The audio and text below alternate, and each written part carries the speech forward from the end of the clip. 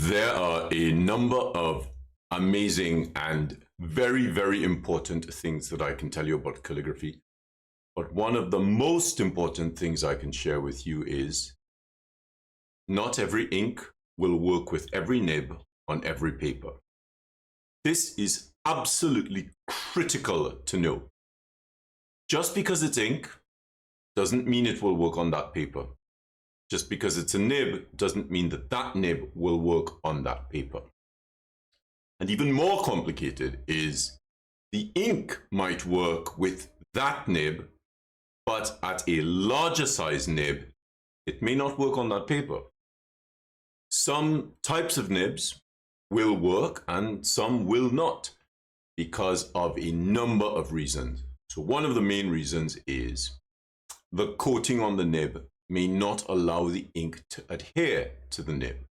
So one of the things that you can do to get around this is you can abrade the underside of the nib away from the tip. Because if you abrade the tip, you're going to alter the kind of tip that you have. Now, by abrading the underside of the nib, you increase the key pattern, or you create roughness, and that increases surface area. And the ink has something to hold on to rather than it just slipping right off the nib.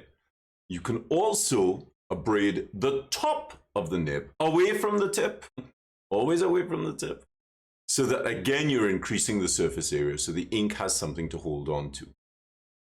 Another really good piece of advice is when you dip, don't wipe off the ink, because that's ink you actually need to write with. Dip and you just tap, and any excess ink will come off and it will leave enough ink for you to write with.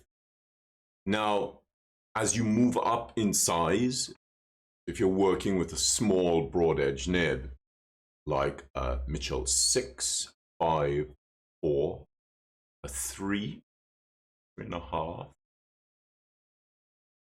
2, you'll find that thinner inks work better on those nibs, and thicker inks work better on nibs above 2.5. Now, once you start getting into the realm of things like pratic pens and automatic pens and Coit pens, where the nibs are much bigger, you're going to have to deal with inks that require very good balance between the amount of cohesion they have inside of the ink, so the particles hold together and they don't just drop out of the nib onto your page, and a slightly thinner ink, depending on what kind of script you're doing. So if you're going to use an automatic pen like a ruling pen, the ink needs to be thin enough to flow very quickly. But if you're going to do really specific strokes, formal calligraphic strokes, you need ink that's a little bit thicker so that it doesn't flow out that easily. Similarly, if you're going to use a ruling pen, you want the ink to be thin enough that it will produce these really fast strokes, depending on the style of writing you're using if you're using a ruling pen. Some other nibs, like the manuscript poster nibs, which are rounded, hold ink differently. And so you also need something that is thinner, so it gets out of the nib and the ink channel that they have a little bit more easily. Now, if you're writing with something like a William Mitchell poster nib, which is essentially a massive nib, it follows the same principle as a nib because it's cut very sharp and it has a huge reservoir. If the ink is too thick, it's not going to leave the nib. So you want an ink that is kind of a medium thickness, but you want it on the thinner side rather than the thicker side. So it sounds like a bit of a minefield, and I won't lie to you, it is a bit of a minefield. You know, I've had so many beginners in my classes say, I throw my hands up, I cannot do this, the ink is too problematic, give me a fountain pen any day. And I say, just wait until you get to a quill. Now, all of it takes time.